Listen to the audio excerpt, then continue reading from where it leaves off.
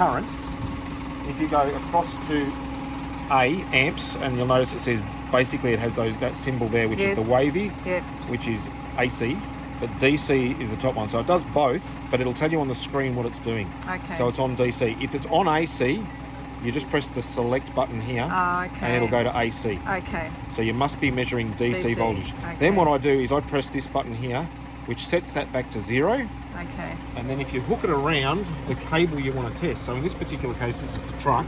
Okay. All right. So you just hook it. You don't even touch it. Well, it has to touch, I suppose. Yeah. Oh, no, it doesn't have to. It's just okay. basically got a hall sensor inside it. So it just basically measures the current going through. But you can't put it around 2. If you put it around 2, what will happen is that the current passing this way and the current passing this way will cancel each other out, and it'll say 0. Okay, so this one, yeah. But what you notice from this, it's saying negative.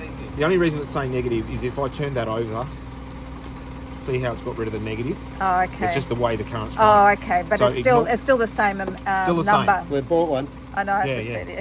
So this here is showing me at the moment 15 amps. But that's 15 amps because this one, and we'll label it, is carrying 24 volts. So 24 volts at 15 amps will basically roughly 27 at 12. Okay, yep. Yeah. Okay, so 14 volts at 24 volts. Sorry, 14 amps at 24 volts. Try again. Yes. So basically, if you halve your voltage, you double your current. If you halve your current, you double your voltage. You know what I mean? So because we're charging a 12-volt battery, it's taking in at 24 from the truck. Yes. And converting so therefore, this is under much less stress because this is only carrying higher voltage, lower current. Then this converts it into lower voltage, higher current. Okay. Right. So that's pretty handy because that's just telling you from there. Then you can hook it onto other places like there, and that's telling you what's going into the battery. Okay. So basically the battery's full. Okay.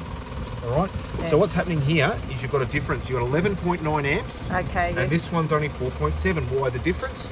Because somewhere between here and here, like as in here, we're using it. We've got some lights on, the fridge is on. Yes. And Yeah. so forth. Yes. So the combined number of current that it's using is going out before it's going into the battery.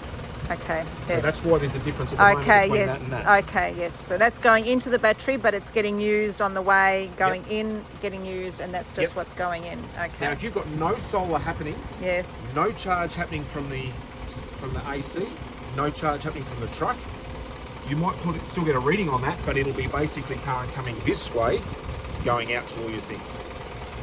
Yes. Yep. Okay. It'll show current going out. It'll show current, any current that's going in through this here. Okay. Now, so should your siren, by the way. Yes. That should be telling you what you're drawing and that's using right. and so forth. That's what I've got to calibrate. But sometimes, if that's not working and all that stuff, then that's why these things are really handy. Yes. Yeah. Really handy to have a